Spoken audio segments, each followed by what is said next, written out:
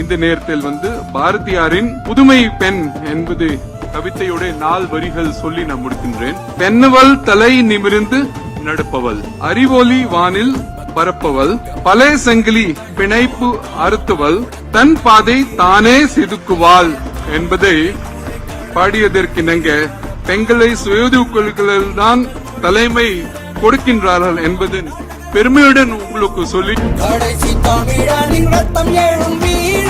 தமிழ்நாட்டில் பெண்களுடைய கூட்டு முயற்சி காரணமாக தான் சுய உதவி குழுக்களுடைய இயக்கம் ஒரு வலிமையான இயக்கமாக தற்பொழுது மாறிவிட்டது.